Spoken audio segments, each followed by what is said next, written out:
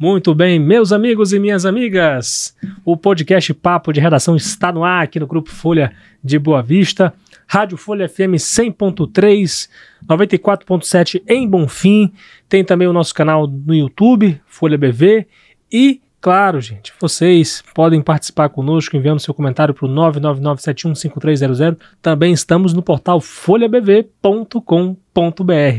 Hoje temos aqui a visita inesperada a Roraima da ministra do Meio Ambiente e Mudança do Clima, Marina Silva. Já já a gente fala o que ela veio fazer aqui, né? Inclusive, houve vídeos nas redes sociais que mostravam ela em uma lanchonete às margens da BR-174. Temos também o desfecho de uma situação envolvendo um servidor público que acabou se envolvendo em um grave acidente que resultou na morte de um jovem. Daqui a pouco a gente tem novidades a respeito disso. Eu falei da Marina Silva, também tem novidades do governo federal, porque já alocou mais recursos para a situação dos povos indígenas e Yanomami. E também vamos trazer aqui sobre a paralisação de servidores da FEMAR. Muito obrigado aí pela sua companhia e vamos começar aqui o nosso podcast Papo de Redação com notícias policiais e as minhas boas-vindas a Marília Mesquita, nosso podcast. Seja muito bem-vinda, Marília. O que você tem para contar pra gente hoje? Oi, Lucas. Oi para você que está acompanhando o nosso Papo de Redação aqui pelas ondas da 100.3 e também pelo nosso canal no YouTube. Pois é, hoje agora à tarde, nós repercutimos no nosso portal a notícia de que a Prefeitura de Boa Vista decidiu exonerar um servidor público envolvido num acidente que matou um jovem, né? Já quero que você fale agora pra gente o caso Jorge Lucas, essa novidade pra gente. Isso, Lucas. A Prefeitura de Boa Vista, ela exonerou o servidor público Ian Carlos Pereira Costa no dia em que o Ministério Público de Roraima revelou ter denunciado o suspeito à Justiça de Roraima. Para quem não lembra, o Ian, ele se envolveu no acidente de trânsito que tirou a vida de Jorge Lucas Barbosa Moura e feriu gravemente a mãe dele, a Rosineire Araújo Barbosa. Essa exoneração ela foi publicada no Diário Oficial do município. A Justiça aceitou a denúncia da 2ª Promotoria de Justiça Criminal de Atuação Residual, portanto, Ian é considerado réu no processo. Ele poderá ser condenado pelo homicídio culposo de Jorge Lucas e pela lesão corporal de Rosineire, ambos os crimes agravados pela embriaguez, além da gravidade das lesões causadas a ela. Esse acidente, para quem não lembra, aconteceu na madrugada do dia 15 de setembro, em um cruzamento da Avenida dos Imigrantes. Mãe e filho eram transportados por um motorista de aplicativo quando Ian avançou o sinal e atingiu o carro das vítimas, o qual foi lançado contra um poste de energia. As 2 vítimas foram atendidas pelo Serviço de Atendimento Móvel de Urgência e encaminhadas ao Hospital Geral. O teste do bafômetro no local constatou que Ian estava alcoolizado. Ao ser interrogado, ele confessou ter ingerido bebida alcoólica com amigos desde as 16 horas do dia anterior. O Jorge Lucas, ele morreu 2 dias depois do acidente. Ele teve traumatismo crânioencefálico e a mãe Rosineire, que sobreviveu à colisão, sofreu lesões na cabeça, abdômen, ombro e fratura no corpo. O Ian Costa foi solto após pagar a fiança de 6,6 mil. Pois é, gente, esse é um caso em que a gente espera que as pessoas elas possam tomar nota, né? Lição, né? Quantas pessoas... Será que você, que muitas das vezes eu estou falando aqui com você, especialmente que ingere bebida alcoólica, mistura com direção, você vai precisar matar alguém para você parar de ter esse tipo de conduta irresponsável? Como aconteceu aí com o Jorge Lucas, como aconteceu com aquelas 2 jovens que morreram no ano passado, por conta daquele acidente envolvendo o Camaro. Então, assim... são coisas que a gente tem que refletir, né? E mostra aí o quão violento é o nosso trânsito, Vamos tomar nota, né, Marília? Porque tá muito perigoso e, enfim, existem muitos irresponsáveis ainda que não acordaram para a vida. Teve um final de semana que eu tava andando por aqui e o que tinha de gente bêbada dirigindo nesta cidade não era brincadeira. E aí eu falei, caramba, poxa, toda vez, todo final de semana é a mesma coisa. Então aí mais um caso muito triste, onde um jovem de 21 anos, ele morreu vítima da irresponsabilidade de um servidor público, porque o Ian, ele foi irresponsável e agora ele vai pagar aí por esse crime. O Jorge Lucas e a mãe dele, eles moravam no mesmo bairro que eu, lá no bairro dos Estados, e eu recebi informações de que a mãe dele, até hoje, ela não se recuperou desse acidente. Não só a questão de saúde mesmo, mas a questão mental. Ela sofre agora de depressão, ela não consegue se alimentar, ela ficou num estado muito crítico de saúde por conta da morte do filho dela, que foi causada por uma pessoa irresponsável que estava bêbada. E as informações que nós recebemos aqui no dia desse acidente é que o Ian, ele tinha se separado da esposa e começou a beber, saiu feito louco e fez o que fez. Então, você aí que largou da mulher, do marido, do boy, pegou um chifre, sei lá o que aconteceu na sua vida amorosa, não desconte ninguém. Não desconte ninguém, porque hoje uma família chora a morte de um jovem, uma mãe, ela chora a morte de um filho, e outra família também. Claro. A gente não pode esquecer também da família do Ian, que também sofre, porque, enfim, foi demitido, agora é réu, mas que ele pague pelo crime que cometeu, porque o que ele fez é crime e tem que ser, sim, punido por esse crime. Com certeza, vamos esperar com que a justiça seja feita, né, possa realmente, enfim, seguir nesse processo aí, que pode levar à condenação do Ian, né, a justiça está aí para ser feita, né, e tanto a própria família, né, do Jorge Lucas, quanto também a família do próprio Ian, acho que espera a justiça nesse caso, né? Eu acredito que todo réu ele espera diminuição pelo menos da pena, né? Mas que a justiça possa conduzir da melhor forma possível esse caso que é tão doloroso, ainda mais quando um jovem perde uma vida, né Marília? Exatamente, e outro quando jovem se envolve, é complicado. Obrigado, Marília, pela reflexão, pela participação aqui no nosso podcast. Aproveita para falar do teu podcast, o Nem Te Conto, que teve um novo episódio, né? Isso!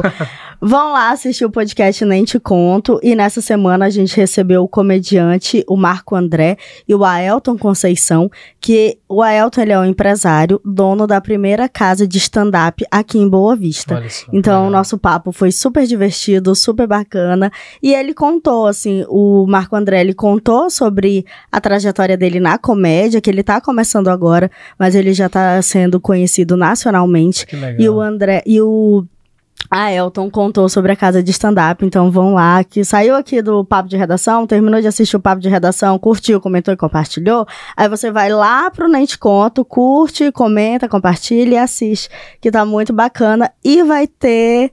Vou dar um spoiler aqui. E vai ter um sorteio lá no Instagram do Nem Te Conto Podcast. A gente vai fazer um sorteio. Daqui a pouquinho, vão lá no nosso Instagram, que vai ter todas as informações. E o nosso sorteio vai ser de um par de ingressos para assistir um stand-up que vai ter lá nessa casa de comédia no sábado. Então, já corre lá para garantir o teu. Muito bom, tá imperdível. Acesse lá. Você que tá no navegador, né, no computador, youtube.com/Folha BV, ou melhor, TV Folha BV, que aí você vai direto, acompanha lá todos os conteúdos audiovisuais aqui do Grupo Folha de Comunicação, Conexão Folha BV, Papo de Redação, Nem Te Conto, tantos outros podcasts aqui da casa. Brigadão, Marília, até a próxima. Dá tempo de mandar beijo? Dá, eu tô devendo beijo. Vai lá. Eu quero mandar um beijo aqui pros moradores lá do bairro dos Estados, a dona Laíde, o Neivimar, que eu tô devendo um beijo pra ele, todo dia ele me cobra.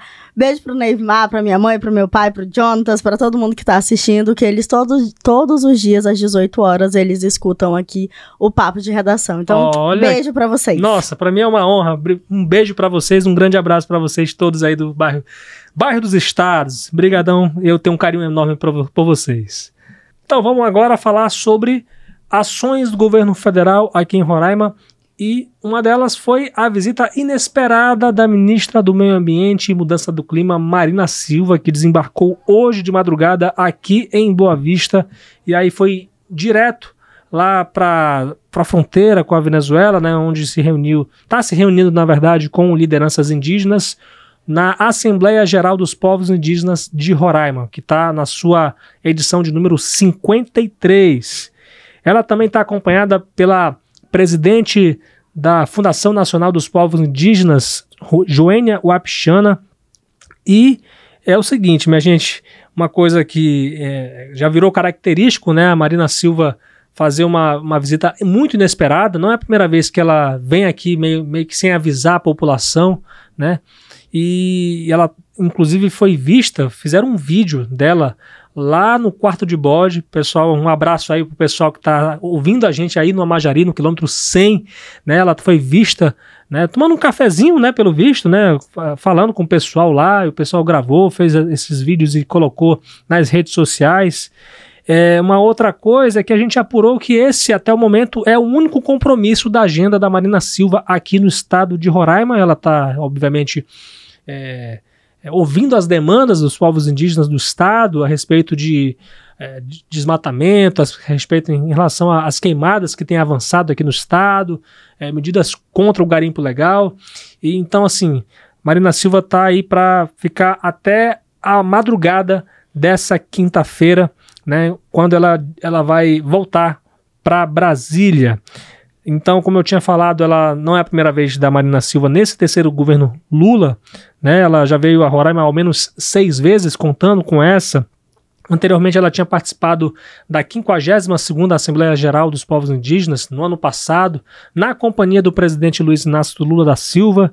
Ela também veio aqui para verificar uma série de ações contra o garimpo legal e integrou, inclusive, a comitiva que veio nesse mês agora, na verdade, em fevereiro, né?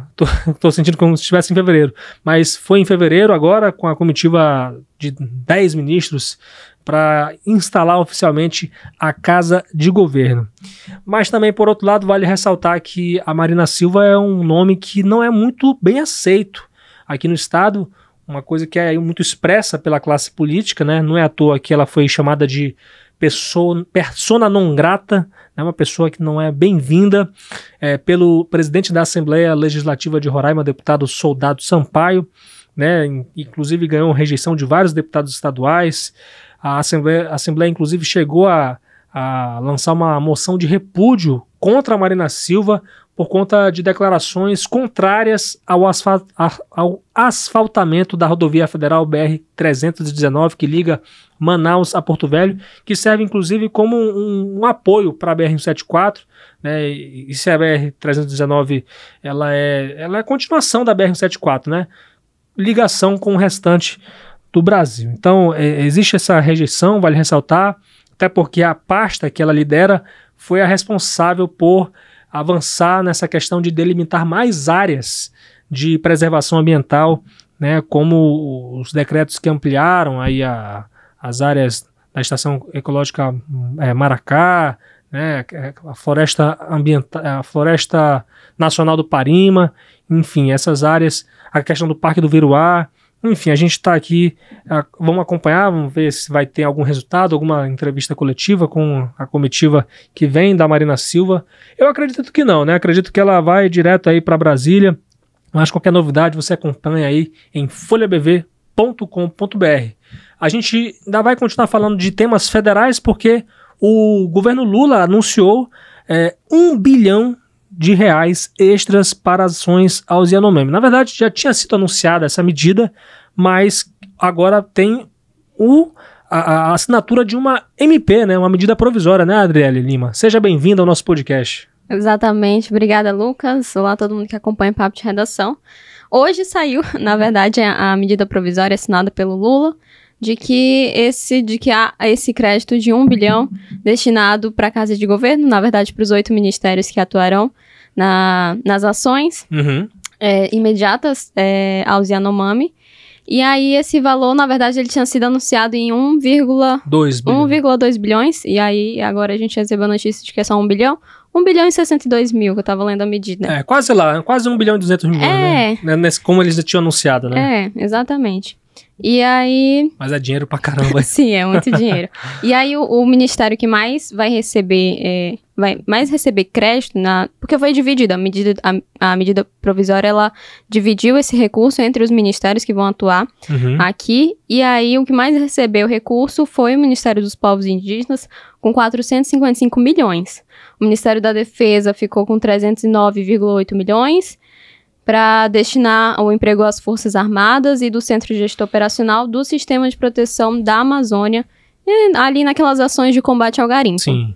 O Ministério do Meio Ambiente ele vai receber 107 milhões, o Desenvolvimento Social 75 milhões, o Ministério dos Direitos Humanos e Desenvolvimento Agrário 20 milhões cada um e o Ministério da Pesca 14 milhões. Então, é um crédito que é para auxiliar aí essas ações emergenciais e também até fortalecer a presença do governo federal aqui no estado, como o Lula já tinha anunciado após a análise de todas as ações do combate ao garimpo e da assistência ao povo indígena aqui no estado. É uma forma, querendo ou não, de ter o governo federal aqui, como o Lula garantiu desde que anunciou essa casa de governo aqui no estado. Eu vejo assim como, tipo, uma resposta, né? O governo anterior, assim, se orgulhava de estar sempre presente aqui. E aí o Lula, eu vejo, assim, um olhar político da situação, né? O governo Lula tentando convencer, ou melhor, atrair, né, a atenção, o apoio dos próprios roraimenses, né? Para o seu governo, né? Uma vez que o governo Lula, ou melhor, a candidatura do Lula foi muito rejeitada aqui no estado de Roraima. O Lula, acho que chegou a ter um pouco mais de 20% dos votos nas últimas eleições aqui no estado, né, contra 76% do ex-presidente Bolsonaro. Então, é uma das formas que se tem, até porque vale ressaltar que a Casa de Governo não é uma política pública só para os Yanomami, como o governo já detalhou, que é também para atender a questão da migração, né? Para enfrentar a questão da migração, a gente espera que enfrente realmente da forma como a gente espera, né? A gente espera, na verdade, também controle. Sim, controle exatamente. Na fronteira, porque esse controle ainda...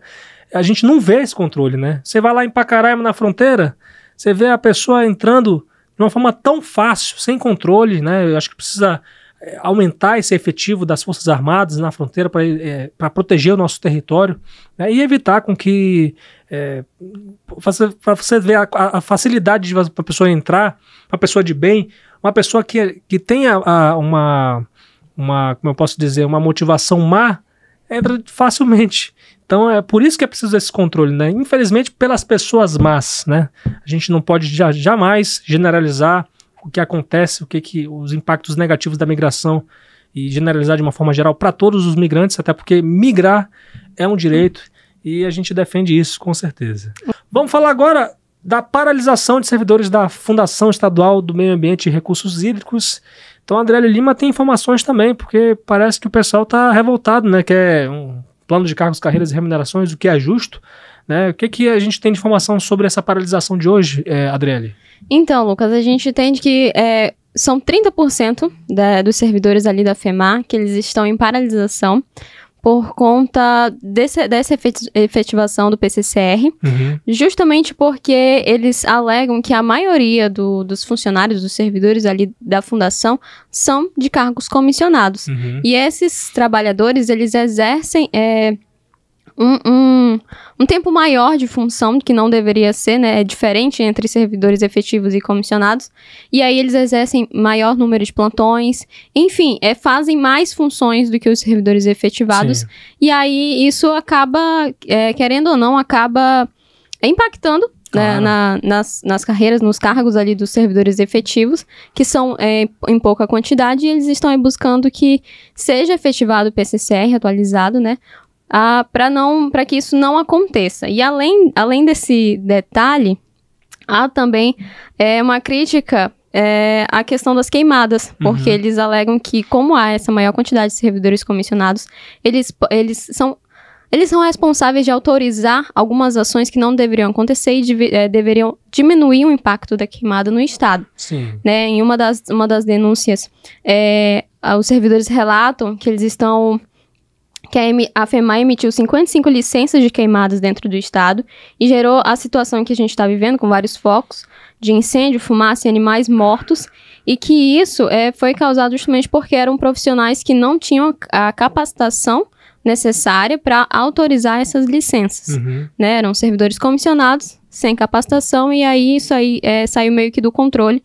E essas autorizações de queimadas, que o AFEMA estava permitindo até mês passado, se eu não tenho enganado. Já foi suspenso já nessa situação, Aí estava acontecendo isso, e isso poderia estar impactando no aumento dos incêndios no estado. Sim. Outra situação é a questão dos plantões, que eles exercem muitos plantões, além de 24 horas, e isso faz com que a fundação receba multas diárias. E aí a denúncia relata que a população está pagando essa multa, e por mais que o presidente já tenha sido notificado sobre isso, nada é feito. Eles pedem apoio do governo de Roraima, mas que ainda assim se veem sem saída, né? Uma vez que eles não são atendidos, nem são ouvidos. Sim. E o governo falou alguma coisa sobre isso aí, até o momento? Não, até o momento não. O governo continua sem se manifestar sobre a situação. Pois é. A gente está gravando aqui o nosso podcast e qualquer novidade que a gente tiver desse assunto aí, você pode ir lá conferir lá em folhabv.com.br, que possivelmente, se houver uma atualização, vá lá nessa matéria. Servidores da FEMA paralisam atividades por 24 horas para reivindicar PCCR. Muito obrigado, Adriele, pelas informações. Até uma próxima participação aqui. Nada, Lucas. Até a próxima. Então, vamos fechar aqui o podcast. Muito obrigado pela sua companhia. Qualquer coisa, acesse folhabv.com.br, acompanhe a nossa programação. Tem o Bom Dia Roraima amanhã, a partir das 7h30 da manhã. Quem falou com vocês aqui foi o Lucas Lucchesi. E eu aproveito aí para poder convidar você a curtir, a seguir as nossas redes sociais no Instagram, no Facebook e no X, o antigo Twitter, como @FolhaBV, o nosso canal no YouTube. Inscreva-se no nosso canal, ative o sininho para receber as notificações. Nós estamos lá como Folha BV, mas se você estiver no navegador, digita lá youtube.com/TV Folha BV. O nosso canal direto no Zap, 999715300, 999715300, onde você pode enviar suas sugestões de matérias, de entrevistas para cá para o nosso podcast. E tem a minha rede social pessoal lá no Instagram, @LucasLuchesi, LUCKEZIE. Hoje tivemos os trabalhos técnicos de Fabiano Lopes, John Hudson, Aduan Figueiredo e Rio Herrera. Muito obrigado, minha gente. A gente volta amanhã, se Deus quiser.